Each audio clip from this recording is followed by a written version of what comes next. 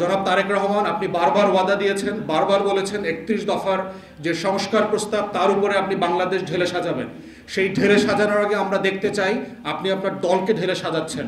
দলের ভিতরে criminal element রেখে আপনি যে বাংলাদেশটা করতে চান, শহীদ জিয়ার বাংলাদেশ, সেটা আপনি করতে পারবেন না। বেগম জিয়ার সেই বাংলাদেশটা করতে পারবেন না। অতএব আমরা বারবার বলছি এবং খুবই হতাশ হচ্ছি, রিসেন্টলি যাদেরকে বহিষ্কার করা হয়েছিল, যাদের পদ স্থগিত করা হয়েছিল, তাদেরকে পদ ফেরত দেওয়া হচ্ছে, তাদের বহিষ্কারাদেশ উচ্চ করা হচ্ছে এবং তারা নৌন গুন্ডা যার যার এলাকাগুলোতে সারা দেশে। এইটা নির্বাচনের আগে কোনো ভালো লক্ষণ না, এইটা ৩১ দফার সংস্কারের ভাষা না। অতএব আমরা আহ্বান করছি সকল রাজনৈতিক দলকে, দয়া করে আসেন আমরা গণ অভ্যুত্থানের পরের একটা সত্যিকারের বাংলাদেশ গড়ি, একটা গণতান্ত্রিক বাংলাদেশ গড়ি।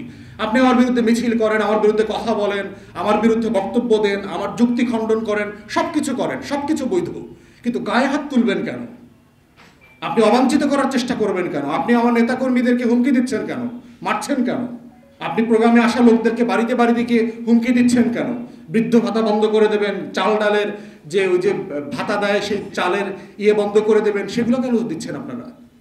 চাল ডাল তো আপনার বাপের টাকায়, আপনার দলের টাকায় আপনাদেরকে দেওয়া হয় না, তো রাষ্ট্রের টাকায় দেওয়া হয়। তো দলের লোকরাই হুমকি দিবে কেন? গরু চোর, যখন মাছ চাষ বন্ধ থাকে সেই সময় ওই জেলেদেরকে যে গরু দেবার কথা, সেই গরু টিএন অফিস থেকে চুরি করে নিয়ে গেছে, এমন চোর চোরটারা আমাদেরকে অবাঞ্ছিত ঘোষণা করে, বলেন দেখি। এরকম একটা সোনার বাংলাদেশে আমরা বাস করছি এখন।